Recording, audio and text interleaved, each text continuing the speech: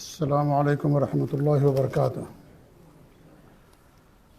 الحمدللہ رب العالمین والعاقبۃ للمتقین ولا عدوان الا علی الظالمین واشهد ان لا الہ الا اللہ وحدہ لا شریک له واشهد ان محمدا عبدہ ورسولہ صلوات اللہ وسلامہ علیہ وعلی آلہ وعلی اصحابہ ومن اہتدی بہدیہ واستنى بسنتہ الی یوم الدین وبعد۔ اللہ کے فضل و کرم اور اس کی توفیق سے عقیدہ واسطیہ کی شرح آپ کے سامنے ہر اتوار کو دعویٰ سینٹر کی عظیم الشان مسجد میں عشاء کے بعد کی جاتی ہے۔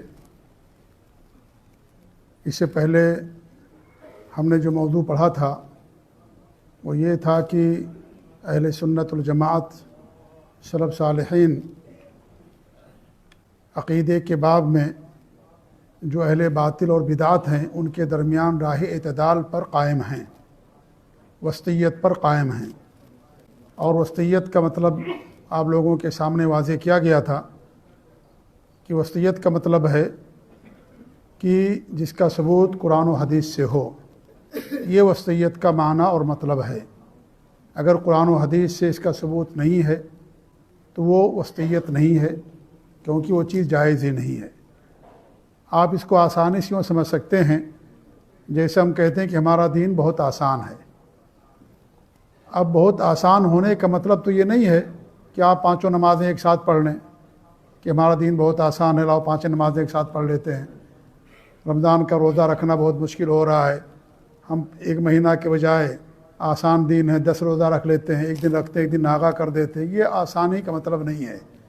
ظاہر بات ہے اگر کوئی یہ کہے کہ دین آسان ہے لہٰذا آسانی کا تقاضا یہ ہے کہ ہم ساری نمازیں ایک ساتھ پڑھ لیں، یا رمضان کے روزے ایک مہینہ رکھنے کے بجائے 15 دن رکھ لیں ناغا کر کے، اس میں زیادہ آسانی ہے، کیونکہ انسان اگر لگاتار رکھے گا تو زیادہ اس کے لیے پریشانی ہو سکتی ہے، کمزور ہو جائے گا۔ تو ایک دن رکھے ایک دن نہ رکھے، اس میں آسانی ہے۔ تو کیا یہ آسانی قابل قبول ہوگی؟ قطعاً نہیں ہوگی، کیونکہ وہ نصوص کے خلاف ہے، قرآن اور حدیث کے خلاف ہے، اسلام کی منشا کے خلاف ہے۔ وہی معنی وسطیت کا بھی ہے۔ وسطیت کا مطلب یہ نہیں ہے کہ 3 قول میں درمیانی قول لے لو، یہ وسطیت ہو گیا۔ وسطیت کا مطلب یہ ہے کہ اس کا ثبوت قرآن و حدیث سے ہونا چاہیے، اس میں نہ غلو ہو، نہ اس میں تنقیص ہو، عدل پر قائم ہو، اور سلف صالحین کے فہم کے مطابق ہو، اس کو وسطیت کہا جاتا ہے۔ تو یہ عقیدے کے باب میں مسلک سلف صالحین اعتدال پر وسطیت پر قائم ہے۔ اس کی 2 مثالیں انہوں نے اس سے پہلے کے درس میں دی تھیں، اور میں نے یہ بتایا تھا کہ صرف عقیدے میں نہیں بلکہ پورے دین میں، پورے اسلام میں، سارے مسائل میں سلف صالحین کے عقیدے اور منہج پر جو لوگ ہیں وہ راہ اعتدال پر ہیں اور وسطیت پر ہیں۔ اگرچہ انہوں نے یہاں صرف 5 مسائل بیان کیے عقیدے سے متعلق، ورنہ تمام احکام میں، تمام مسائل میں سلف صالحین راہ اعتدال پر ہیں اور وسطیت پر ہیں۔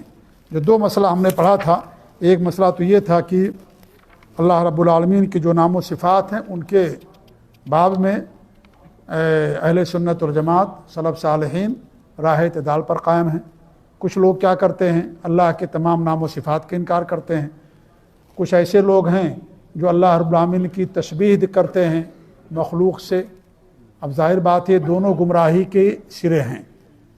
ان کے درمیان ہے اہل سنت والجماعت کہ اللہ تعالیٰ کے نام و صفات ہیں، لیکن اللہ کے نام و صفات کی کوئی کیفیت نہیں ہے، یعنی کوئی کیفیت ہمیں نہیں معلوم ہے، کیفیت ہے اللہ کو معلوم، اور ان صفات کی کوئی تشبیہ اور کوئی تمثیل نہیں دی جائے گی مخلوقات سے۔ یہ نہیں کہا جائے گا کہ اللہ تعالیٰ کا چہرہ بندوں جیسا ہے، یا اللہ تعالیٰ کے 2 ہاتھ ہیں تو بندوں جیسے، نعوذ باللہ، یہ کہنا کفر ہے۔ ہم ان صفات پر ایمان رکھتے ہیں، کیفیت اللہ تعالیٰ کے حوالے کرتے ہیں۔ دوسرا مسئلہ یہ تھا کہ اللہ جو تقدیر ہے، تقدیر کے بارے میں 2 گمراہ فرقے، ایک قدریہ جنہوں نے تقدیر کا انکار کر دیا، کہا تقدیر نام کی کوئی چیز نہیں ہے، بندے کو اختیار ہے، اور تقدیر وغیرہ کچھ نہیں ہے، کیونکہ تقدیر یہ اللہ کے عدل کے خلاف ہے، تقدیر اگر مانتے ہیں تو یہ ظلم ہو جائے گا۔ تو انہوں نے تقدیر کا انکار کر دیا، کہا تقدیر نام کی کوئی چیز نہیں ہے۔ ظاہر بات یہ گمراہی ہے، کیونکہ تقدیر ایمان کا رکن ہے، اور اس پر ایمان لائے بغیر کوئی مسلمان اور کوئی مومن نہیں ہو سکتا ہے۔ اگر کسی کے تقدیر پر ایمان نہ ہو عبداللہ بن عمر رضی اللہ تعالیٰ عنہ نے کیا فرمایا ان لوگوں سے جب دو تابعی گئے مکہ یہ مسئلہ پوچھنے کے لیے، جب کوفہ کے اندر بصرہ کے اندر جب ایک آدمی پیدا ہوا جس کا نام تھا معبد الجہنی، اس نے تقدیر کا انکار کر دیا، تو دو تابعی ہیں، ایک ہیں یحییٰ بن عمرو اور ایک اور ہیں جن کا نام ذہن سے بھی غائب ہو رہا ہے، وہ دونوں گئے اور عبداللہ بن عمر رضی اللہ عنہ سے ملاقات ہوئی مکے کے اندر، تو انہوں نے کہا کہ ایک شخص پیدا ہوا ہے جو اس طریقے کی بات کر رہا ہے کہ تقدیر کا انکار کر رہا ہے۔ تو عبداللہ بن عمر نے کیا فرمایا، یہ صحیح مسلم کی روایت ہے اور بخاری کی، کہ عبداللہ بن عمر نے فرمایا کہ جا کے ان سے کہہ دو میں ان سے بری ہوں اور وہ اسلام سے بری ہیں، جب تک وہ تقدیر پر ایمان نہ لے آئیں احد پہاڑ کے برابر سونا بھی خرچ کر دیں گے تو اللہ تعالیٰ قبول نہیں کرے گا۔ اور پھر انہوں نے وہ حدیث سنائی جو حدیث جبریل کے نام سے مشہور ہے کہ جبریل علیہ السلام نے پوچھا اللہ کے رسول سے کہ ایمان کے ارکان کیا ہیں، تو ہمارے نبی نے فرمایا کہ ان تؤمن باللہ وملائکتہ وکتبہ ورسلہ والیوم الآخر وبالقدر خیرہ وشرہ، کہ اللہ پر ایمان کا مطلب یہ ہے کہ اللہ پر کے ارکان یہ ہے کہ اللہ پر ایمان لاؤ، اس کے فرشتوں پر، اس کے کتابوں پر اور اس کے رسولوں پر اور یوم آخرت پر اور اچھی اور بری تقدیر پر۔ تو انہوں نے تقدیر کا انکار کر دیا۔ دوسرا فرقہ جبریہ ہے۔ جبریہ کہتے ہیں ان لوگوں کو جو کہتے ہیں کہ انسان مجبور ہے، انسان مجبور ہے، انسان کو کسی چیز کا اختیار نہیں ہے، اگر کوئی نیکی کرتا تو نیکی کرنے پر مجبور ہے، اگر کوئی زنا کرتا ہے، شراب پیتا تو اس پر مجبور ہے، نعوذ باللہ من ذالک، ان کو جبریہ کہا جاتا ہے۔ ظاہر بات دونوں قول باطل ہیں، ایک میں تقدیر کا انکار ہے اور ایک میں بندے کو جو اختیار اللہ نے دیا اس کا انکار ہے۔ اللہ نے بندے کو مجبور نہیں پیدا کیا ہے، کوئی مجبور نہیں ہے، آپ کو اختیار ہے، آپ چاہو درس سنو درس نہ سنو، آپ چاہو کھانا کھاؤ نہ کھانا کھاؤ، آپ چاہو سفر کرو نہ سفر کرو، آپ کو اختیار دیا اللہ نے، چاہے بیٹھیں چاہے اٹھیں اللہ نے آپ کو اختیار دیا۔ کوئی انسان یہ محسوس نہیں کرتا کہ میں کسی کام کے لیے مجبور ہوں۔ اگر کسی کو مجبور کر دیا جائے گا تو پھر قیامت کے دن اس کا مواخذہ ہی نہیں ہوگا۔ کوئی تلوار لے کر کے آپ سے کہہ رہا کہ اگر اللہ کا انکار نہیں کرو گے، نبی کو گالی نہیں دو گے یا فلاں چیز کا انکار نہیں کرو گے جو دین کے ہمارے بنیادی ارکان ہیں، تو ہم تم کو مار دیں گے، جان سے قتل کر دیں گے، تو انسان مجبور ہے، وہ گنہگار نہیں ہوگا، وہ زبان سے اقرار کر لے، دل میں اللہ پر اس کا ایمان رہے۔ تو یہ کہتے ہیں کہ انسان مجبور ہے، نیکی کرنے والا نیکی پر مجبور ہے، برا کام کرنے والا برائی پر کرنے پر مجبور ہے، نعوذ باللہ من ذالک۔ پھر جنت اور جہنم بنانے کا کیا فائدہ؟ اللہ نے جنت بنائی نا نیک لوگوں کے لیے، اگر نیکی پر مجبور ہے تو پھر اس کو جنت کیوں، اور اگر کوئی برائی پر مجبور ہے تو جہنم کیوں، ہے کہ نہیں ہے؟ اس لیے یہ کہنا سراسر باطل ہے۔ یہاں تک انہوں نے کہا کہ اگر کوئی آدمی آپ کو ایک تھپڑ مارتا تو آپ دوسرا گال اس کے سامنے پیش کر دو، کیونکہ وہ تھپڑ مارنے پر مجبور ہے، نعوذ باللہ من ذالک۔ یہ سب گمراہیاں ہیں۔ اللہ رب العالمین نے بندے کو اختیار دیا، اس لیے دنیا کے اندر حدود رکھے گئے، سزائیں رکھی گئی ہیں۔ شراب پینے پر سزا ہے، اور کسی پر الزام لگانے پر سزا ہے، زنا کرنے پر سزا ہے، سزائیں رکھی گئی ہیں اسلام کے اندر۔ جادوگر کی سزا ہے، بہت ساری سزا ہیں، دین چھوڑنے والے کے لیے سزا ہے، تو سزا رکھی گئی اسلام کے اندر، حد رکھی گئی ہے۔ تو یہ کیوں رکھی گئی ہے؟ اس لیے کہ بندے کو اللہ رب العالمین نے اختیار دیا ہے، اللہ انسان کو عقل دی، سوچ بوجھ رکھا اس کے اندر، وہ سمجھتا ہے کہ صحیح کیا باطل کیا ہے۔ کوئی کسی کام کرنے پر مجبور نہیں ہے، اللہ نے کسی کو مجبور نہیں بنایا۔ تو یہ لوگ ہیں جو کہتے ہیں کہ انسان مجبور ہے۔ اب جو سلف صالحین کے لوگ ہیں ان کا راستہ درمیان میں ہے، بیچ میں ہے، وہ تقدیر کا بھی اقرار کرتے ہیں کہ تقدیر ہے، اس پر ایمان لائے بغیر کوئی مومن نہیں ہو سکتا ہے، اور یہ بھی مانتے ہیں کہ انسان مجبور نہیں ہے کیونکہ اللہ رب العالمین نے انسان کو اختیار دیا۔ وما تشاءون الا ان یشاء اللہ، تم نہیں چاہ سکتے مگر جب اللہ کی مشیت ہوگی تبھی وہ چیز ہوگی۔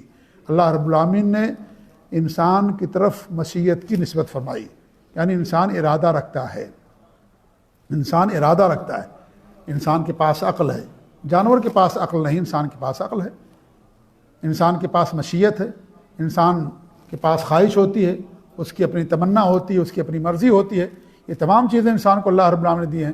لہذا اس کا انکار کرنا کہ انسان مجبور ہے، یہ کہنا یہ سراسر باطل ہے۔ تو دیکھیے دونوں گمراہی، ایک تقدیر کا انکار کر رہے ہیں اور ایک کہہ رہے ہیں کہ نہیں انسان مجبور ہے، تقدیر کے ہاتھ کچھ نہیں کر سکتا وہ۔ اور اس کی مثال ایسی ہے جیسے پتے کی، کوئی پتا جو درخت سے ٹوٹ کر گر جائے اس پتے کو ہوا جہاں چاہتی لے جاتی ہے، وہ پتا کچھ نہیں کر سکتا، مجبور ہے وہ ہوا کے سامنے۔ کہتے انسان بھی اسی مجبور ہے، اس کے اختیار میں کچھ بھی نہیں ہے۔ تو یہ قول سراسر باطل قول ہے۔ تو اہل سنت والجماعت سلف صالحین کے عقیدے پر جو لوگ ہیں، ہمارے یہاں والے اہل سنت نہیں، جماعت والے جو شرک اور بدعت اور خرافات کرتے ہیں، اہل سنت والجماعت سے مراد وہ ہیں جو سلف صالحین کے عقیدے اور منہج پر ہیں، صحابہ تابعین طبع تابعین کے نقش قدم پر چلنے والے ہیں، جو شرک بدعت نہیں کرتے، جو خرافات نہیں کرتے، توحید پر قائم ہیں، نبی کی سنتوں پر قائم ہیں، ان لوگوں کو اہل سنت والجماعت حقیقت میں کہا جاتا ہے۔ تو یہ دو باتیں ہم نے اس سے پہلے درس میں پڑھی تھیں۔ آج ہم ایک اور مسئلہ پڑھیں گے، وہ یہ ہے کہ اللہ رب العالمین نے جو وعدے فرمائے ہیں، یا اللہ رب العالمین نے جو وعید اور دھمکیاں دی ہیں، ان کے بارے میں کون سا راستہ اپنایا جائے گا۔ اب اس کے بارے میں بھی تین طرح کا راستہ ہے۔ ایک تو مرجیہ ہیں، ان کا ایک راستہ ہے، اور ایک خوارج ہیں جن کو وعیدیہ کہا جاتا ہے، روافض اور معتزلہ ہیں، اور قدریہ جو تقدیر کا انکار کرتے ہیں ان کا راستہ ہے، اور ایک سلف صالحین کا راستہ ہے۔ تو اس کے تعلق سے مصنف یہاں فرماتے ہیں وفی باب وعید اللہ بین المرجیہ و بین الوعیدیت من القدریت وغیرہم، کہ اللہ رب العالمین نے جو وعیدیں بتائی ہیں قرآن کے اندر، یا اس کے نبی نے بیان کی ہیں، وعید دھمکیاں جو دی ہیں، وعید سنائی ہے، اس باب میں اہل سنت والجماعت مرجیہ کے درمیان اور وعیدیہ کے درمیان جو قدریہ وغیرہ ہیں، ان کے درمیان راہ اعتدال پر قائم ہیں۔ اللہ رب العالمین نے قرآن کے اندر وعدے فرمائے ہیں، اور نبی نے وعدے فرمائے ہیں، اور قرآن کے اندر وعیدیں بھی سنائی گئی ہیں، حدیثوں کے اندر وعیدیں سنائی گئی ہیں، یہ گناہ کرو گے تو یہ سزا ہے، یہ گناہ کرو گے تو یہ سزا ہے، ان کو وعید کہا جاتا ہے۔ اور وعدے کا مطلب یہ ہے کہ اللہ رب العالمین نے وعدہ فرمایا ہے کہ اہل ایمان کے لیے جنت ہے۔ اس طرح کی آیتوں کو اور نصوص کو وعدے کی آیتیں یا نصوص کہا جاتا ہے، ٹھیک ہے۔ اب ان کے درمیان جو ہے ایک راستہ تو مرجیہ کا ہے۔ اب اللہ تعالیٰ کے وعدے کا مطلب کیا ہے؟ جیسے اللہ رب العالمین نے کیا فرمایا، قُلْ يَا عِبَادِيَ الَّذِينَ أَسْرَفُوا عَلَىٰ أَنفُسِهِمْ لَا تَقْنَطُوا مِن رَحْمَةِ اللَّهِ إِنَّ اللَّهَ يَغْفِرُ الذُّنُوبَ جَمِيعًا۔ یہ وعدے کی آیت ہے کہ اللہ فرماتا ہے کہ اے میرے پیارے نبی صلی اللہ علیہ وسلم، آپ میرے بندوں سے فرما دیں کہ جنہوں نے اپنے اوپر ظلم کر لیا، گناہ کر رکھا ہے، اللہ کی رحمت سے مایوس نہ ہو۔ إِنَّ اللَّهَ يَغْفِرُ الذُّنُوبَ جَمِيعًا، اللہ رب العالمین تمام گناہوں کو معاف کر دے گا۔ اب یہ وعدے کی آیتیں ہیں کہ اللہ تعالیٰ تمام گناہوں کو معاف کر دے گا۔ جب اللہ تعالیٰ معاف کر دے گا تو ایسے لوگوں کے لیے جنت ہو جائے گی۔ ایسے اللہ کے رسول صلی اللہ علیہ وسلم کی حدیث ہے بخاری مسلم کی کہ لما قضى اللہ الخلق كتب عنده فوق عرشه ان رحمتی سبقت غضبی، کہ اللہ رب العالمین نے جب مخلوقات کو پیدا کیا تو اپنے پاس عرش پر، کیونکہ اللہ تعالیٰ عرش پر ہے نا، عرش پر اللہ رب العالمین نے اپنے پاس سے لکھ کر کے رکھ لیا ہے کہ میری رحمت میرے غضب پر غالب ہے۔ اب یہ وعد کی آیتیں ہیں، حدیثیں ہیں وعد کی، کہ اللہ کے رسول نے کیا فرمایا کہ اللہ تعالیٰ فرماتا ہے کہ میری رحمت میرے غضب پر غالب آ گئی۔ جب رحمت غالب ہے تو اس کا مطلب یہ ہے کہ سب کے لیے خوشخبری ہے، سب کے لیے رحمت ہے، سب کے لیے مغفرت ہے، سب کے لیے جنت ہے۔ ان نصوص کو وعدے کی نصوص کہا جاتا ہے۔ نصوص میں آیت بھی داخل ہے اور نبی کی حدیث بھی داخل ہے نصوص میں۔ تو آیتوں کے اندر اللہ رب العالمین نے وعدے فرمائے اور نبی نے حدیثوں کے اندر وعدے فرمائے اہل ایمان کے لیے، تو ان کو وعد کے نصوص کہا جاتا ہے۔ کچھ نصوص ایسے ہیں جو وعید پر مشتمل ہیں، جیسے اللہ رب العالمین نے فرمایا کہ وَمَن يَقْتُلْ مُؤْمِنًا مُتَعَمِّدًا فَجَزَاؤُهُ جَهَنَّمُ، جو کسی مومن کو جان بوجھ کر کے قتل کرے گا اس کی سزا کیا ہے؟ جہنم ہے، خالداً فیہا، جہنم کے اندر ہمیشہ رہے گا۔ وغضب اللہ علیہ، اور اللہ تعالیٰ کو اس پر غضب ہوگا۔ وَلَعْنَهُ، اللہ اس پر لعنت بھیجے گا۔ وَأَعَدَّ لَهُ عَذَابًا عَظِيمًا، اللہ نے اس کے لیے بہت بڑا عذاب تیار کر رکھا جہنم کا۔ کتنی وعیدیں اللہ نے بیان فرمائی اس آیت کے اندر کہ جو کسی مومن کو جان بوجھ کر کے قتل کرے گا اس کے لیے وعید ہے، یہ دھمکی ہے، جہنم کی وعید سنائی جا رہی ہے۔ اس کو وعید کی آیت کہا جاتا ہے۔ ایسے ہی جن آیتوں میں اللہ رب العالمین نے ظالموں کے لیے، گنہگاروں کے لیے جہنم کی دھمکی اور سزا سنائی ہے، یہ ساری آیتیں وعید پر مشتمل ہیں۔ ایسے ہمارے نبی صلی اللہ علیہ وسلم نے حدیثوں کے در فرمایا بہت سارے گناہ کرنے والوں کے تعلق سے کہ لا يدخل الجنت قطات، بخاری کی حدیث ہے کہ نمام چغل خوری کرنے والا جنت میں داخل نہیں ہوگا. یا اس طریقے سے مسلم کی روایت ہے کہ اللہ کے رسول نے فرمایا کہ لا يدخل الجنت قاطع رحم، قطع رحمی کرنے والا، رشتوں کو توڑنے والا جنت میں داخل نہیں ہوگا. یہ ہمارے نبی کی حدیث ہے. ایسے دوسری حدیث ہے آپ کی، بہت ساری حدیثیں ہیں جن میں آپ لوگوں کے لیے وعید سنائی ہے کہ ثلاث لا يدخلون الجنت، تین ایسے لوگ ہیں جنت میں داخل نہیں ہوں گے. المدمن علی الخمر، شراب کا رسیہ، شرابی، شراب پینے والا. والعاق لوالدیہ، اپنے ماں باپ کی نافرمانی کرنے والا. والدیوس، اور جو دیوس ہے، بے غیرت انسان ہے، مرد، بے غیرت شوہر، جس کی بیوی مال زنا کرتی ہو، لوگوں سے بات چیت کرتی ہو، اس کو کوئی غیرت نہ آتی، اس کو دیوس کہا جاتا ہے. دیوس مرد میں بھی ہوتے ہیں، عورتوں میں بھی دیوسا ہوتی ہیں. جی ہاں. تو ہمارے نبی نے فرمایا کہ تین لوگ جنت میں داخل نہیں ہوں گے. ایسے بہت سارے لوگوں کے بارے میں ہمارے نبی نے فرمایا کہ لوگ جنت کے اندر داخل نہیں ہوں گے یا ان کو جنت کی خوشبو نہیں ملے گی. ایک حدیث میں آپ فرمایا کہ جو سود کھانے والا ہے، یتیم کا مال جو ہے ناحق کھانے والا ہے، ایسے لوگوں کو اللہ تعالیٰ جنت میں داخل نہیں کرے گا. تو ایسے بہت سارے گناہ کرنے والوں کے بارے میں ہمارے نبی نے وعید سنائی ہے. تو ان کو وعید کی آیتیں اور نصوص کہا جاتا ہے، حدیثیں کہا جاتا ہے. اب دو طرح کی چیزیں ہو گئی ہیں. کچھ آیتیں اور حدیثیں ایسی ہیں جس میں جنت کی بشارت دی گئی، رحمت، خوشخبری، مغفرت کا وعدہ کیا گیا. کچھ آیتیں اور حدیثیں ایسی جن کے اندر جہنم کی وعید و دھمکی سنائی گئی. اب اس میں کون سا راستہ بہتر راستہ ہے، کون سا راستہ سلف صالحین کا راستہ ہے جس پر چلنے کے بعد انسان اپنے آپ کو گمراہی سے بچا سکتا ہے؟ اب اس میں تین راستے ہیں. ایک راستہ ہے مرجیہ کا. مرجیہ کیوں ان کو کہا جاتا ہے؟ اس کا دو سبب ہے. ایک سبب تو یہ ہے کہ مرجیہ یا تو ارجا سے بنا ہوا ہے. مرجیہ عربی لفظ ہے، یہ مرجیہ عربی لفظ. مرجیہ یا تو ارجا سے ہوگا. ارجا کے معنی ہوتے تاخیر کے. کیا ہوتا ہے؟ تاخیر کے. مرجیہ ان لوگوں کہا جاتا ہے جو عمل کو ایمان میں نہیں مانتے ہیں، عمل کو مؤخر کر دیتے ہیں اور کہتے ہیں کہ اس کے لیے ایمان، عمل کی ضرورت نہیں ہے، عمل ایمان میں داخل نہیں ہے، اس لیے ان کو مرجیہ کہا گیا. عمل کو انہوں نے مؤخر کر دیا، کہا حقیقت ایمان کے لیے عمل ضروری نہیں ہے یا اعمال ایمان میں داخل نہیں ہیں، ان کو مرجیہ کہا گیا. دوسری وجہ یہ ہے کہ رجا سے ہے. یہ رجا کے معنی ہوتے امید کے. اور یہ ان لوگوں نے کیا راستہ اپنایا کہ جو بھی کلمہ پڑھ لیا سب کے سب کامل الایمان ہیں اور سب کے سب جنت کے اندر جائیں گے. ان کو مرجع، انہوں نے جو وعدے کی آیتیں ہیں ان آیتوں کو مانا، باقی جو وعید سے متعلق آیتیں تھیں اور حدیثیں تھیں ان کو پشے پش ڈال دیا، ان پر غور اور نہیں کیا، توجہ نہیں دی. انہوں نے صرف ایک پہلو کو دیکھا کہ اللہ تعالیٰ مہربان ہے، رحم دل ہے. قرآن میں اللہ نے فرمایا کہ اللہ تعالیٰ سارے گناہوں کو معاف کر دے گا، لہذا جس نے بھی کلمہ پڑھ لیا، چاہے اس کا عمل کچھ بھی ہو، چاہے چور ہو، چاہے شرابی ہو، چاہے ڈاکو ہو، چاہے زانی، جو بھی ہو، سب کے سب کامل الایمان ہے، سب کے سب جنت کے اندر جائیں گے. ان کو مرجیہ کہا جاتا ہے کیونکہ ان کے ہاں اعمال ایمان میں داخل نہیں ہے. لہذا جو بھی ایمان والا ہے، کلمہ جس نے پڑھ لیا، وہ سب کے سب جنت کے اندر جائیں گے.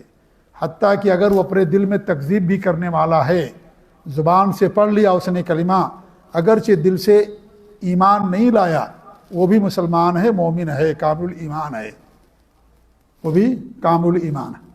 تو ان ایسے لوگوں کو مرجیہ کہا جاتا ہے. تو مرجیہ کہنے کی دو وجہ ہے. پہلی وجہ یہ ہے کہ وہ لوگ اعمال کو ایمان میں نہیں مانتے، کہتے ہیں اعمال ایمان میں داخل نہیں ہے.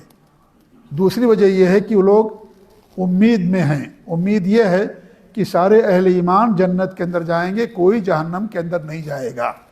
انہوں نے وعید کی آیتوں کو ترک کر دیا، صرف ایک پہلو کو لیا اور دوسرے پہلو کو انہوں نے چھوڑ دیا. ٹھیک ہے، اس لیے ان کو مرجیہ کہا جاتا ہے. ظاہر بات ہے ان کا جو قول ہے یہ سراسر باطل ہے، کیونکہ انہوں نے ایک پہلو کو لیا، دوسرے پہلو کو انہوں نے چھوڑ دیا.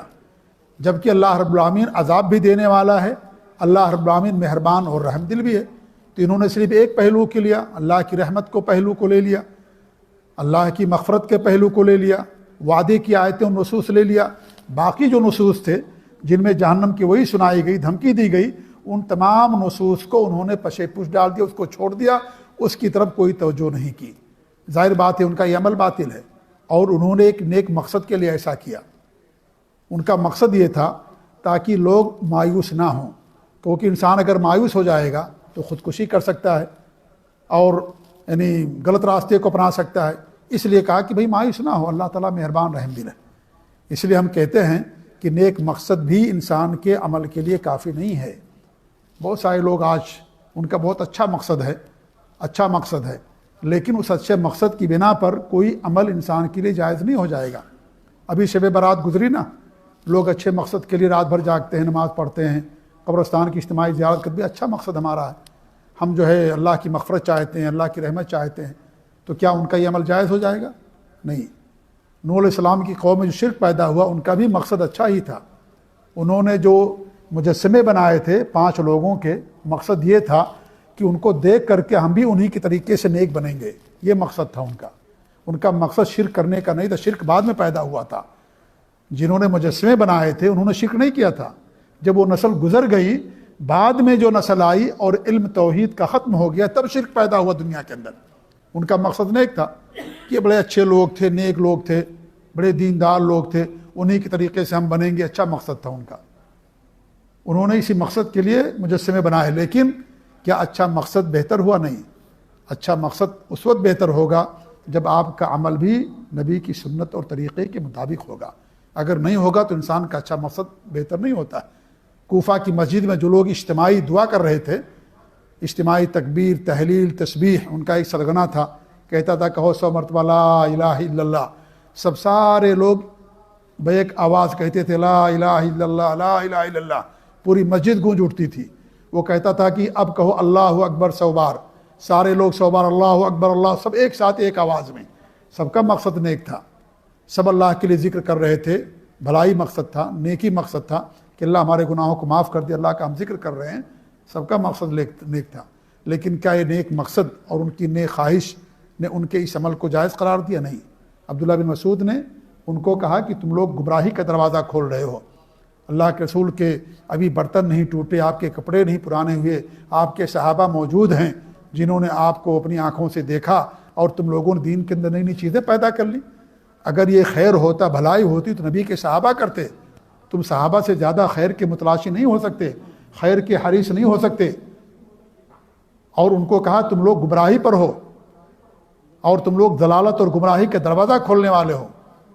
یہی لوگ بعد میں خوارج کا ساتھ دیے، یہی لوگ۔ عمر بن سلمہ اس حدیث کے راوی ہیں، سنن دارمی کی حدیث ہے یہ، وہ کہتے ہیں کہ یہ لوگ جب علی رضی اللہ تعالیٰ عنہ نے خوارج سے جنگ لڑی تھی تو ان لوگوں نے خوارج کا ساتھ دیا تھا، ان کو تیر تھما رہے تھے، صحابہ کے خلاف انہوں نے جنگ کی تھی۔ آپ دیکھیں چھوٹی سی چیز، چھوٹی سی بدعت، ہر بدعت گمراہی ہے، لیکن یہ کوئی بہت بڑی بدعت، کفریہ بدعت نہیں تھی کہ اس کے کرنے سے کوئی انسان اسلام کے دائرے سے نکل گیا یا کافر ہو گیا، نہیں، ایسی بڑی بدعت نہیں تھی یہ۔ لیکن یہ چھوٹی سی بدعت ان کے لیے دین سے اور سلف صالحین کے راستے سے نکلنے کا ذریعہ بن گئی۔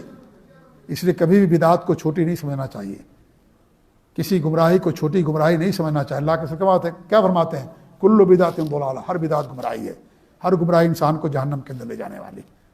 تو ان کا بھی مقصد نیک تھا، اچھا مقصد تھا، لیکن یہ لوگ خوارج کا ساتھ دینے لگے، بعد میں چھوڑ دیا صحابہ اور سلف صالحین کے راستے کو۔ اس لیے نیک مقصد یہ بہتر نہیں ہوتا ہے۔ آج تبلیغی جماعت والے، فلاں جماعت والے، بڑا اچھا مقصد ہے ان کی، بہت اچھی نیت ہے ان کی، بہت محنت کر رہے ہیں، بڑی کوشش کر رہے ہیں، یہ اچھا مقصد یہ آپ کے عمل کو جائز نہیں کرے گا جب تک کہ آپ کا طور طریقہ نبی کی سنت کے مطابق اور نبی کے طریقے کے مطابق نہیں ہوگا۔ یہ جان لیجئے، اچھا مقصد کسی چیز کو جائز نہیں کرتا ہے۔ یہ سارے اچھے لوگ تھے، ان کا مقصد اچھا تھا۔ یہ جنہوں نے کہا یہ کہ یہ سب جنت کے اندر جائیں گے، ان کا مقصد اچھا ہی تھا تاکہ کوئی اللہ کی رحمت سے مایوس نہ ہو۔ مایوسی کفر ہے، اگر کوئی مایوس ہو گیا تو کفر کے دائرے میں چلا گیا۔ اس لیے ایک اچھے مقصد کے تحت انہوں نے اپنا عقیدہ بنایا، کلمہ پڑھ لیا، سادے سب جنت کے اندر جائیں گے، کوئی اللہ کی رحمت سے مایوس نہ ہو، سب اہل ایمان اور سب جنت کے اندر جائیں گے۔ تو انہوں نے جو وعدے کی آیتیں تھیں، وعدے کی حدیثیں تھیں، صرف اسی پر توجہ دیا اور جو وعید کی آیتیں تھیں ان کو ترک کر دیا، کہا کہ اس طرف توجہ دینے کی قطعاً ضرورت نہیں ہے، اس کو چھوڑ دیا انہوں نے۔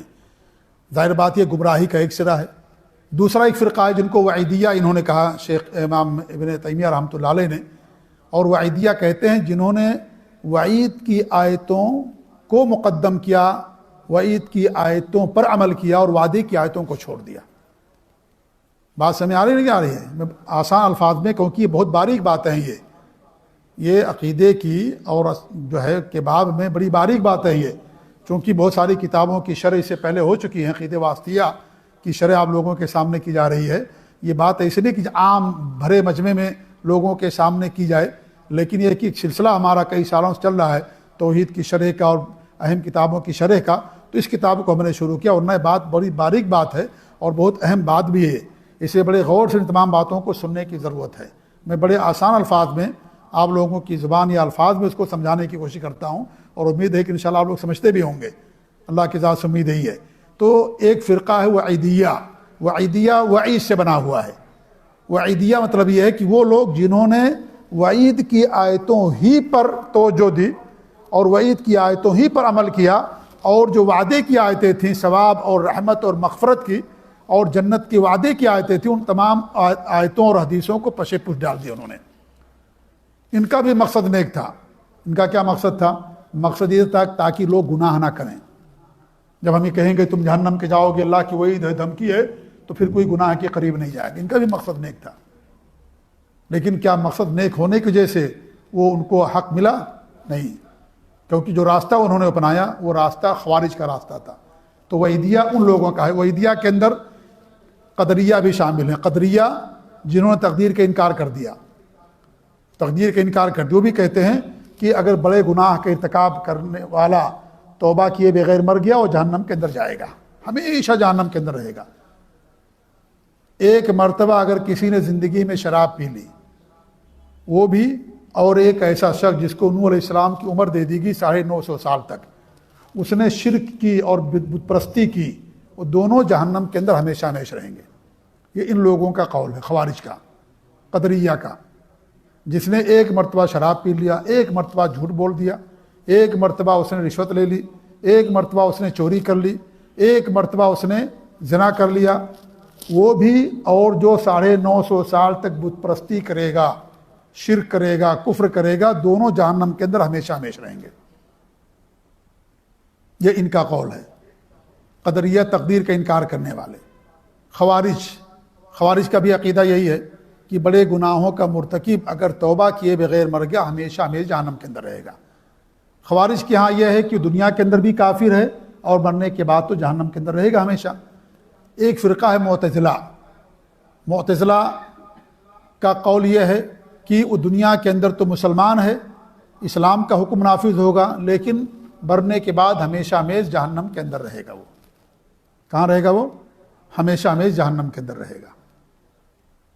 تو ان لوگوں نے کیا کیا؟ صرف وعید کی آیتوں کو دیکھا اور جو وعدے کی آیتیں تھیں ان تمام وعدے کی آیتوں کا انکار کر دیا۔ انہوں نے کہا کہ نہیں، اس طرف ہمیں توجہ کی ضرورت نہیں ہے، صرف وعید کی آیتوں کو لیا، اور کہا کہ جو بڑے گناہ کا مرتکب ہے وہ ہمیشہ ہمیشہ جو ہے جہنم کے اندر رہے گا، اور اگر بغیر توبہ کے مر گیا کبھی جہنم سے وہ نہیں نکلے گا۔ اب یہ دو راستے یہاں پر ہیں۔ ایک راستہ تو یہ ہو گیا جنہوں نے صرف وعدے کی آیتوں کو لیا، اور دوسرا وہ ہیں جنہوں نے صرف وعید کی آیتوں کو لیا۔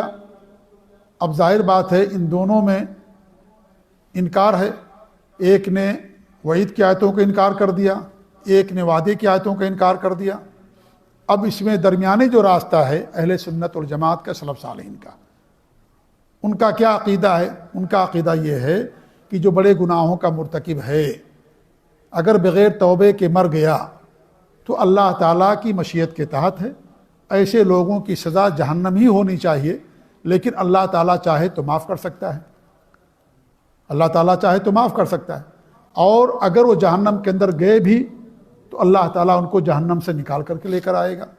تو دونوں آیتوں پر اور دونوں نصوص پر انہوں نے عمل کیا، کیونکہ دونوں محکم ہیں، وعدے کی آیتیں اور نصوص بھی محکم ہیں، ان میں کوئی نسخ نہیں ہوا، کوئی منسوخ نہیں ہوا، اور جو وہی وعید اور دھمکی کی جو آیتیں اور نصوص ہیں وہ بھی محکم ہیں، ان کے اندر بھی کوئی نسخ نہیں ہوا، کوئی حکم منسوخ نہیں ہوا۔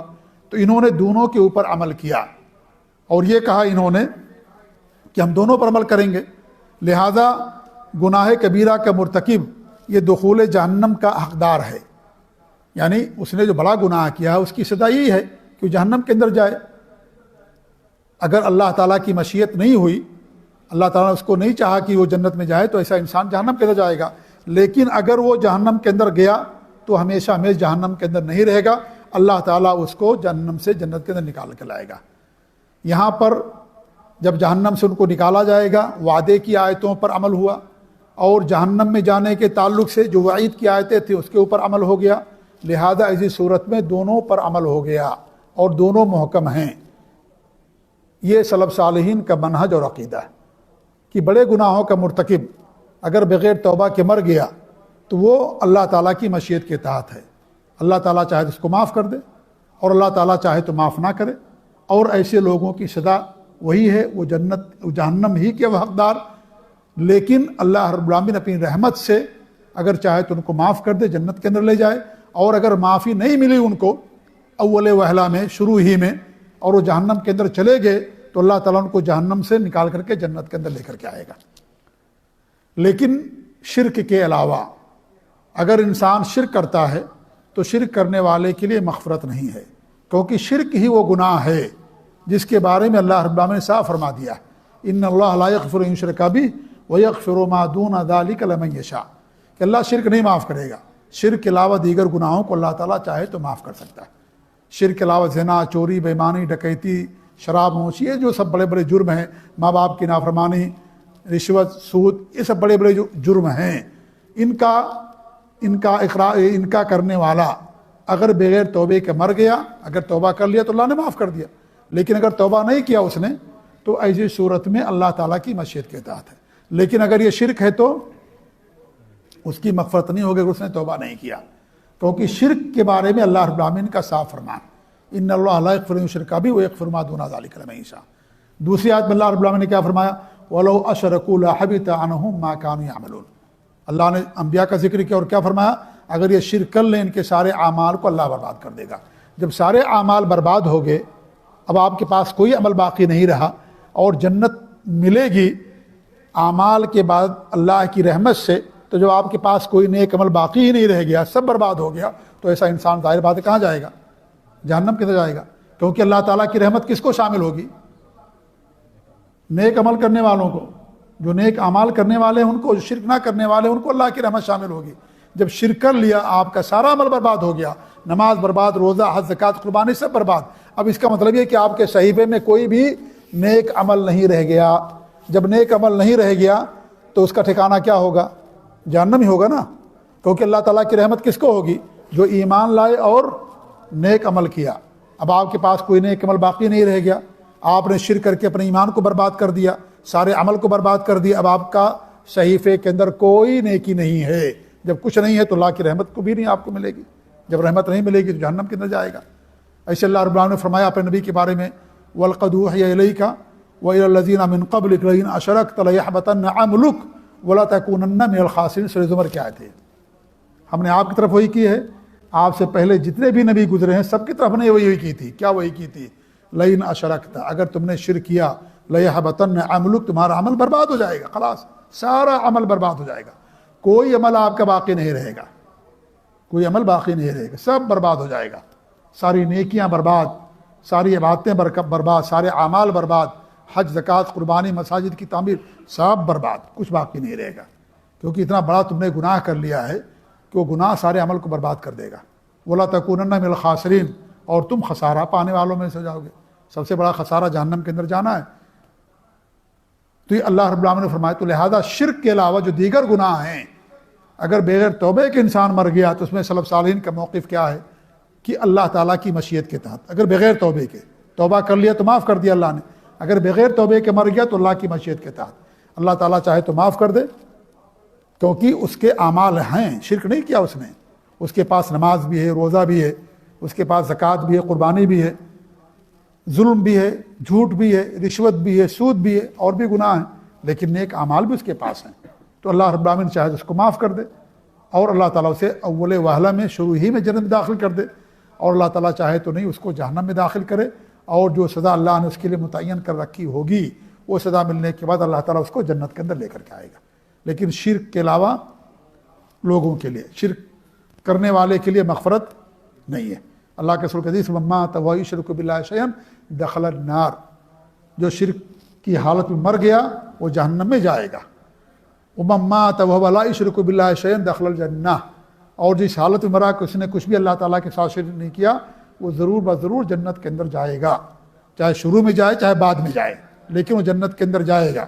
لیکن جس نے شرک کیا وہ ہمیشہ ہمیش کے لیے شروع ہی سے جہنم کے اندر جائے گا۔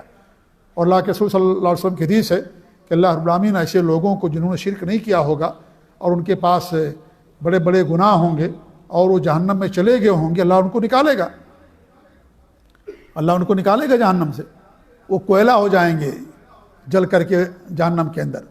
پھر اللہ رب العالمین ان کے اوپر مائع حیات ان کے اوپر پھینکے گا، ڈالے گا، پھر جیسے ایک پودا نکلتا ہے نا، دانا آپ زمین کے اندر بوتے نا، ایسے انسان دھیرے دھیرے بڑا ہو جائے گا، پھر اللہ تعالیٰ اس کو جنت، ان لوگوں کو جنت میں داخل کرے گا۔ یہ اللہ کے رسول صلی اللہ علیہ وسلم کی حدیث ہے۔ اسی لیے وہ جہنم کا علاقہ جہاں وہ سات الموحدین رہیں گے، جو موحدین ہیں لیکن نافرمان لوگ، شرک نہیں کیا انہوں نے، بڑے گناہوں کا ارتکاب کیا، اس علاقے کو اللہ رب العالمین خالی کر دے گا، وہ فنا ہو جائے گا، وہ علاقہ نہیں بچے گا پھر وہ طبقہ، کیونکہ ان سارے لوگوں کو اللہ تعالیٰ جہنم سے نکال کر کے جنت کے اندر لے کر کے آئے گا۔ امام ابن تیمیہ رحمۃ اللہ علیہ نے اسی طبقے کے بارے میں بتایا ہے کہ وہ فنا ہو جائے گا، لیکن جو ان کے دشمن تھے، کتاب و سنت کے دشمن تھے، انہوں نے ان کے بارے میں یہ بات اڑا دی، مشہور کر دیا کہ امام ابن تیمیہ رحمۃ اللہ علیہ جہنم کے فنا کے قائل ہیں کہ جہنم فنا ہو جائے گی۔ یہ ان کا قول نہیں ہے، ان کا قول یہ کہ جہنم کا وہ طبقہ جہاں موحدین جنہوں نے شرک نہیں کیا لیکن گناہ بھی کیے، وہ جہاں جس طبقے کے اندر جائیں گے، وہ طبقہ، وہ علاقہ جہنم کا، جب اللہ تعالیٰ ان کو جنت کے اندر لے آئے گا تو اس طبقے کی ضرورت نہیں کہ اللہ تعالیٰ اس کو فنا کر دے گا۔ اور یہ بات صحیح ہے اپنی جگہ پر، جب اس کی ضرورت نہیں رہے گی تو بیکار ہے، تو اللہ تعالیٰ اس کو فنا کر دے گا۔ تو اس کو انہوں نے کہا ہے، تو یہ حدیث سے بھی ثابت ہوا کہ اگر یہ لوگ جہنم کے اندر گئے بھی تو اللہ تعالیٰ ان کو جہنم سے نکال کر کے جنت کے اندر لے کر آئے گا۔ ایک دو حدیثیں نہیں ہیں جی، بہت ساری حدیثیں ہیں۔ اور ایک حدیث میں کہا گیا ہے کہ ان کو جہنمین کہا جائے گا، کیونکہ جہنم میں گئے اس کے بعد جنت کے اندر آئیں گے وہ لوگ، اللہ کی رحمت ان کو شامل ہوگی، پھر جنت کے اندر آئیں گے سزا کاٹنے کے بعد۔ تو اس طریقے سے جو سلف صالحین کا مسلک ہے، آپ دیکھیے دونوں کے درمیان میں ہے۔ ایک نے وعید لے لیا جہنم ہمیشہ کے لیے، ایک نے کہا کہ ہمیشہ کے لیے جنت، کوئی جہنم کے اندر نہیں جائے گا، چاہے جو بھی کریے آپ۔ اعمال ان کے ہاں عمل ایمان میں داخل ہی نہیں ہے، اور ان کے ہاں جو مرجیہ ہیں ان کے ہاں نہ ایمان گھٹتا نہ بڑھتا ہے، سب کا ایمان برابر ہے، سب کا ایمان برابر، ان کے ہاں سب کامل ایمان ہے۔ یہ قول سراسر باطل ہے۔ کیا سب کا ایمان برابر ہو سکتا ہے؟ ہاں، نہیں ہو سکتا ہے۔ کیا ابو بکر و عمر کا ایمان آج کے مسلمان کا ایمان ان کے برابر ہے؟ نعوذ باللہ۔ حتیٰ کہ صحابہ میں بھی فرق تھا، ہے نا۔ اسی لیے ہمارے نبی صلی اللہ علیہ وسلم نے جو ہے صحابہ کے درجات بتایا نا، اس سے پہلے سب سے اونچے ابو بکر، پھر عمر، پھر عثمان، پھر علی، پھر عشرہ مبشرہ۔ تو یہ کہنا کہ سب ایمان میں برابر ہیں، یہ سب تو جہالت اور یہ یعنی انتہائی لا علمی والی بات ہے۔ سب کا ایمان کیسے برابر ہو سکتا ہے؟ ایک انسان سن کر کے کوئی چیز یقین کرتا ہے اور ایک آدمی دیکھ کر کے، دونوں برابر ہوتا ہے؟ ایک آدمی نے کوئی واقعہ دیکھا اور ایک آدمی نے آ کر اس کو بیان کیا، کیا دونوں کے یقین ایک جیسے ہوں گے؟ نہیں، دونوں کے یقین میں فرق رہے گا۔ سننے والا اس واقعے کا استیعاب نہیں کر سکتا ہے، دیکھنے والا جس طریقے سے اس کے دماغ میں بیٹھا، دیکھا آنکھوں سے، وہ آدمی ہو بہو من وعن تمام چیزوں کو اس کے سامنے نقل نہیں کر سکتا ہے۔ فرق ہے دونوں کے اندر۔ اسی لیے صحابہ کا ایمان سب سے اونچا کیوں ہے؟ کہ انہوں نے اللہ کے رسول کو دیکھا، قرآن اترتے دیکھا، نبی کے ساتھ جنگ کیا مشرکین کے خلاف، نبی کے ساتھ اٹھے بیٹھے، جبریل امین کو انسان کی شکل میں دیکھا، قرآن کو اترتے دیکھا۔ تو جب دیکھا انہوں نے تو ظاہر بات ہے ان کا ایمان سب سے اونچا رہے گا بعد میں آنے والوں کے مقابلے میں۔ اسی لیے ان کے ایمان کی برابر کوئی نہیں پہنچ سکتا ہے۔ اس سے پہلے اقوال پیش کیے گئے ابو حنیفہ رحمۃ اللہ علیہ کے، عبداللہ بن عمر رضی اللہ عنہ کے، اور اس طریقے سے ابن حزم رحمۃ اللہ علیہ کے بڑے بڑے علماء کے کہ اللہ کے رسول کے ساتھ ایک لمحہ انسان کی پوری زندگی کی عبادت سے بہتر ہے، کیونکہ نبی کو دیکھنے سے ایمان اور یقین کا جو درجہ حاصل ہوگا وہ بعد میں سننے والوں کو ایمان کا درجہ حاصل نہیں ہو سکتا ہے، وہ یقین اس تک نہیں ہو سکتا ہے۔ جی ہاں، تو اس لیے کہنا کہ سب ایمان کے اندر برابر ہیں، یہ سب کیا ہے؟ گمراہی ہے۔ یہ سارے ایمان کے اندر برابر نہیں ہو سکتے ہیں، اور ان کے یہاں ایمان گھٹتا بڑھتا بھی نہیں ہے۔ مرجیہ کے یہاں جو کہتے ہیں کہ سب ایمان میں برابر، ان کے یہاں ایمان گھٹتا بڑھتا نہیں ہے، سب کا ایمان ایک برابر ہے۔ ایک ڈاکو کا بھی ایمان اور ایک جو 5 وقت کا نماز ہے، پابند ہے اور کوئی گناہ نہیں کرتا، سب کا ایمان، کلمہ پڑھ لیے سب کا ایمان برابر ہے ان کے نزدیک، گھٹتا بڑھتا نہیں۔ جبکہ قرآن میں اللہ رب العالمین نے فرمایا ہے کہ ایمان گھٹتا بڑھتا ہے۔ انما المؤمنون الذین اذا ذکر اللہ وجلت قلوبہم واذا تلیت علیہم آیاتہ زادتہم ایمانا، کہ مومن وہ ہیں کہ جب اللہ تعالیٰ کا ذکر ہوتا ہے تو ان کے دل دہل اٹھتے ہیں اور ان کا ایمان بڑھ جاتا ہے۔ بہت ساری آیتیں ہیں۔ امام بخاری فرماتے ہیں کہ ہم نے 2 سے زیادہ علماء سے ملاقات کی، سب کا یہ کہنا تھا کہ ایمان قول و عمل کا نام ہے، اور ایمان زیادہ بھی ہوتا ہے اور کم بھی ہوتا ہے، اور اس پر اجماع نقل کیا امام ابن کثیر نے اور امام شافعی رحمۃ اللہ علیہ نے، امام احمد بن حنبل نے اور ابو عبید الحروی نے، اور اس طریقے سے امام نووی نے، بڑے بڑے علماء نے اس پر باقاعدہ اجماع نقل کیا ہے کہ تمام سلف صالحین کا اس بات پر اجماع کہ ایمان کم ہوتا ہے زیادہ ہوتا ہے، ایمان ہمیشہ برابر نہیں رہتا ہے، اور سب کا ایمان بھی برابر نہیں رہتا ہے۔ اللہ کے رسول صلی اللہ علیہ وسلم کے حدیث الایمان بضع و70 شعبہ، ایمان کی کتنے شاخیں ہیں؟ 70 زیادہ شاخیں ہیں۔ پھر ہمارے نے کیا فرمایا کہ اعلیٰ قول لا الہ الا اللہ، سب سے اونچی شاخ کیا ہے؟ لا الہ الا اللہ کہنا ہے۔ وہ ادنا ہے امادۃ الاذى عن طریق، اور اس کا کمتر طبقہ کیا ہے؟ سب سے کمتر راستے سے تقلیدی چیزوں کو ہٹا دینا۔ والحیاء شعبۃ من الایمان، اور حیا کیا ہے؟ یہ ایمان کی شاخوں میں سے ایک شاخ ہے۔ آپ دیکھیے ہمارے نبی صلی اللہ علیہ وسلم نے عمل کو ایمان میں شامل کیا ہے، تو عمل ایمان میں شامل ہے۔ اسی لیے سلف صالحین کا جو ایمان کی تعریف کیا ہے کہ زبان سے اقرار کرنا، دل سے تصدیق کرنا اور عمل کرنا، ارکان پر عمل کرنا، یہ 3 چیزیں ہو گئی۔ یزید بالطاعۃ وینقص بالمعصیہ، اطاعت سے ایمان بڑھتا ہے اور نافرمانی سے، گناہوں سے ایمان کم ہو جاتا ہے۔ تو یہ 3-4 چیزیں ایمان کے اندر شامل ہیں۔ تو ایمان کم اور زیادہ ہوتا ہے، اور عمل بھی ایمان میں شامل ہے۔ ہمارے نبی کیا فرمایا؟ الایمان بضع و70 شعبہ، 70 سے زیادہ ایمان کی شاخیں ہیں۔ اس میں آپ نے زبان سے کہنے کو بھی ایمان قرار دیا۔ اعلیٰ قول لا الہ الا اللہ، یہ قول ہے، زبان سے اقرار کرنا ہے۔ اس لیے مسلمان جب کوئی ہوگا اس کو زبان سے اقرار کرنا ضروری ہے۔ وہ ادناہا اماطۃ الاذی عن الطریق، اور اس سب سے کمتر طبقہ کیا ہے یا شاخ کیا ہے؟ تکلیف دہ چیز کو راستے سے ہٹا دینا۔ یہ کیا ہے؟ یہ عمل ہے کہ نہیں عمل ہے؟ یہ عمل ہے۔ یہ والحیاء شعبۃ من الایمان، اور حیا کیا ہے؟ ایمان کی ایک شاخ ہے۔ حیا کا تعلق کہاں سے ہے؟ جی دل سے ہے، تو اس میں دل بھی آ گیا۔ زبان سے اقرار کرنا ہے، عمل کرنا ہے، اور دل سے تصدیق کرنا ہے۔ کیا کرنا؟ دل سے تصدیق کرنا۔ صحیح بخاری کی حدیث ہے کہ اللہ کے رسول صلی اللہ علیہ وسلم کے پاس عبد القیس کا وفد آیا، تو آپ نے ان سے فرمایا کہ آمرکم باربع وانہاکم عن اربع، میں تمہیں 4 چیزوں کا حکم دیتا ہوں اور 4 چیزوں سے منع کرتا ہوں۔ آمرکم بالایمان باللہ،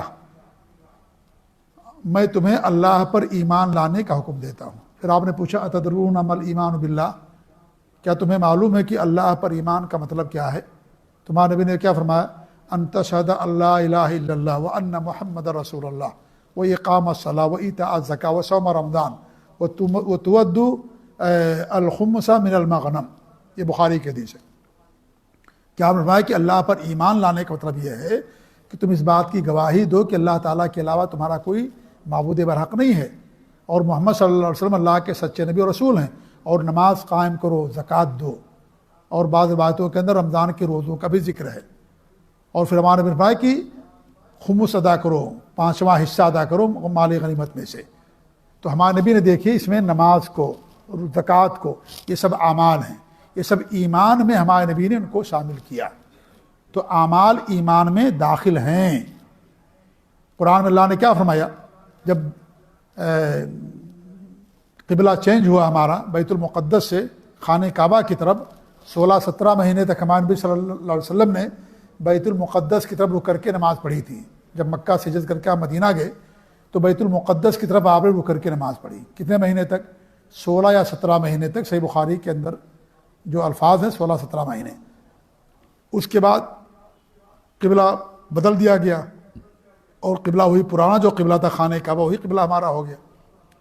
اس دوران کچھ صحابہ کی وفات ہو گئی اور 16 مہینے تک نماز پڑھے صحابہ، تو بعض صحابہ کے ذہن میں اشکال پیدا ہوا کہ ہم نے جو نماز پڑھی بیت المقدس کی طرف 16 مہینے میں کتنی نمازیں ہو جائیں گی؟ ایک دن میں 5 نمازیں ہوتی نا، اتنی ساری نمازیں ہم نے پڑھی، یا جس صحابی کا انتقال ہو گیا اس دوران ان کا کیا ہوگا؟ اب جو ہمارا قبلہ بدل گیا، یہ ذہن میں اشکال پیدا ہوا، تو اللہ رب العالمین نے قرآن کے اندر یہ آیت اتاری، وما کان اللہ لیضیع ایمانکم، اللہ رب العالمین تمہارے ایمان کو ضائع نہیں کرے گا۔ یہاں ایمان سے کیا مراد ہے؟ صلاۃ مراد ہے، نماز۔ مفسرین کہتے ہیں کہ یہاں پر ایمان سے مراد نماز ہے، کیونکہ نماز ہی کے بارے میں اشکال تھا صحابہ کا، اور قبلہ کی طرف انسان رک کر کے نماز پڑھتا نا، اسی کے بارے میں اشکال اور اعتراض تھا۔ تو یہ اشکال اللہ رب العالمین نے دور کر دیا کہ اللہ تمہارے ایمان کو ضائع نہیں کرے گا، یعنی تمہاری نمازوں کو اللہ ضائع نہیں کرے گا۔ اللہ کا حکم اس وقت وہ تھا، وہی صحیح تھا، اب حکم یہ آ گیا، اب یہ صحیح ہو گیا، اس پر عمل کرنا ہے، پرانے پر عمل نہیں کر سکتے۔ بات سمجھ آ رہی نا؟ تو یہ ایمان سے اللہ رب العالمین نے تعبیر کیا، جبکہ مراد یہاں پر نماز ہے، نماز عمل ہے۔ اس سے معلوم ہوا کہ ایمان میں عمل داخل ہے۔ تو ان کا کہنا کہ ایمان میں عمل داخل نہیں ہے، ایمان نہ گھٹتا نہ بڑھتا، یہ سب ان کی گمراہیاں ہیں جو مرجیہ کا قول ہے۔ لہذا ایمان گھٹتا بڑھتا بھی ہے، سارے لوگوں کا ایمان برابر نہیں ہے، اور ایمان کے اندر کمی بیشی ہوتی ہے، اور ایمان عمل میں داخل ہے۔ یہ اعمال ایمان میں داخل، اس پر باقاعدہ سلف صالحین کا اس بات پر اجماع ہے، اس بات پر سب کا کیا ہے؟ اجماع ہے۔ بہت سارے علماء کے اقوال ہیں اس کے تعلق سے۔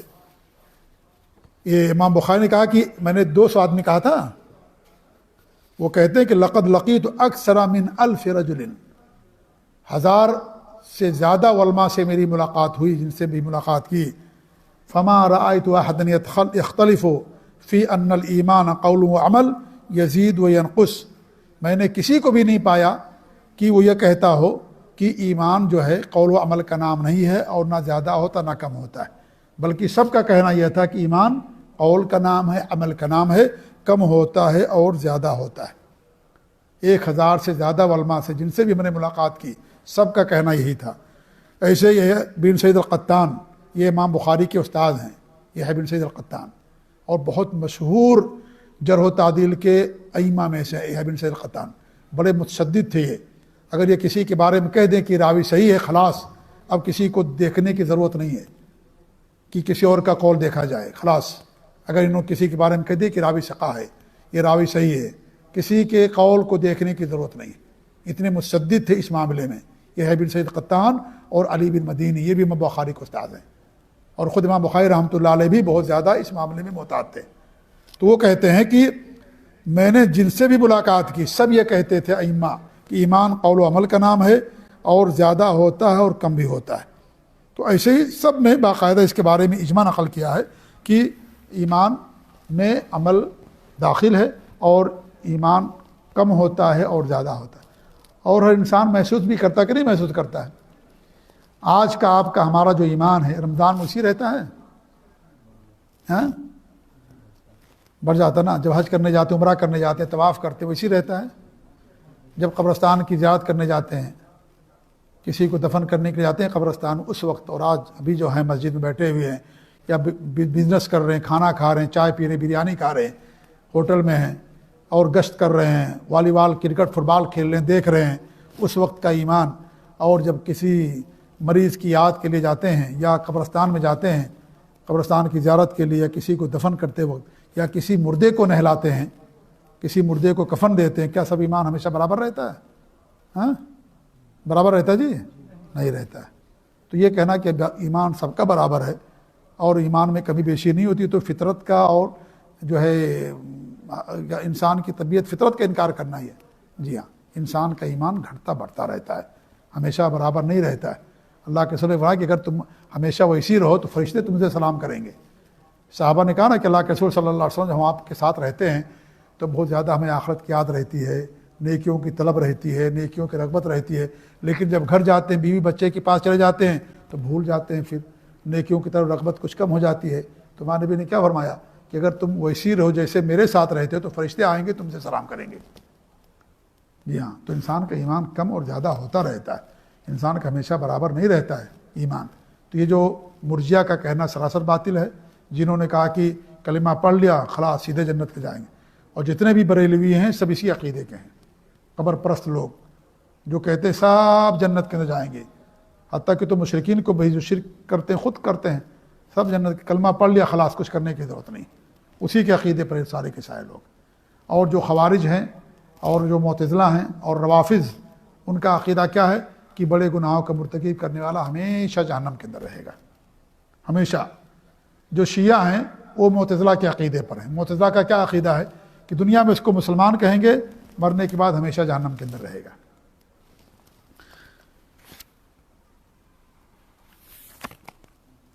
تو وہ ہمیشہ جہنم کے اندر رہیں گے مرنے کے بعد. تو جو روافض اور شیعہ ہیں وہ معتزلہ کے عقیدے پر.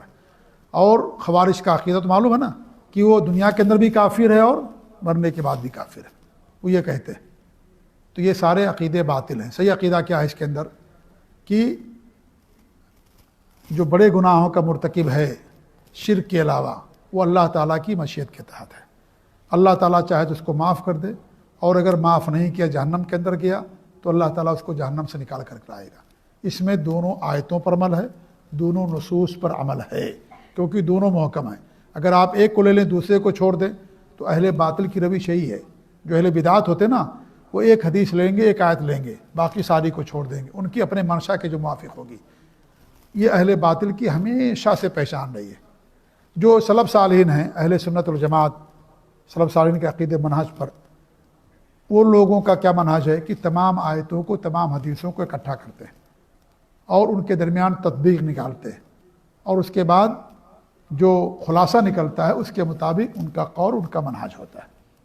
اور یہی سلف صالحین کا عقیدہ اور منہج ہے، یہی ان کا کہ تمام آیتوں اور حدیثوں کو لیا جائے، کیونکہ سب اللہ تعالیٰ کی آیتیں ہیں، سب نبی کی حدیث صحیح ہیں، محکم ہیں، ان کے اندر کوئی نسخ نہیں ہوا ہے.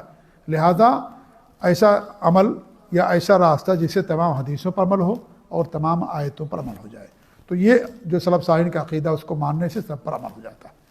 تو یہ جو وعید ہے، اللہ کی دھمکیاں، یہ اللہ تعالیٰ کے وعدے ہیں، ان کے درمیان دو گمراہ فرقے، ایک مرجیہ اور ایک خوارج، ان کے درمیان جو صحیح راستہ ہے سلف صالحین کا، جو میں نے آپ کے سامنے بیان کیا. آگے کے درس میں انشاءاللہ ہم دوسری باتیں پڑھیں گے. اللہ تعالیٰ دعا کہ اللہ رب العالمین ہم سب کو سلف صالحین کے عقیدہ و منہج پر قائم رکھے، اور اہل باطل اور بدعات کے راستوں سے اللہ تعالیٰ ہماری سب کی حفاظت. آمین. و صلی اللہ علیہ محمد وعلی آلہ و صحبہ اجمعین.